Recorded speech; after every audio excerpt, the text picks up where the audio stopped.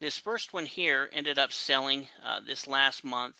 It's a single family home. We can see some of the information about it.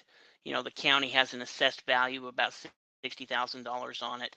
We can see it's about 1,200 square feet, built in 1975.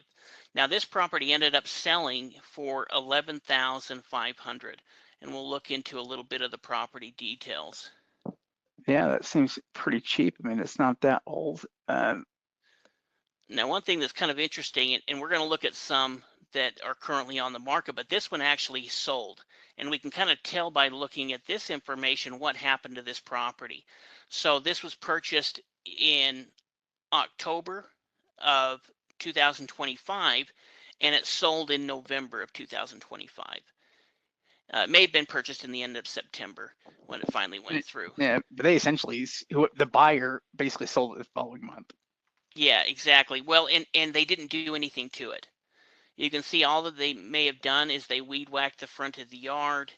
They went ahead and posted it for, you know, for $25,000 over what they paid, and then they sold it as is. Yeah, they actually did a pretty good job of just making it more sellable, you know, kind of clearing up the yard a bit and cleaning things up a little bit there and just relisting it. That's what we would suggest in a lot of cases, you know, because we tend to get in at a low enough price that we don't have to rehab or remodel properties. We can usually sell them based on just our buying alone, you know, if you just make it more presentable. Yeah, absolutely. So here we can see this is from 2024. They just went ahead and accessed the property, changed the locks, turned around and sold it quickly and made 20+ thousand dollars on it. Now maybe it'd be worth it to fix it up and clean it up, but you know, sometimes it's just better to move on to and go ahead and sell it.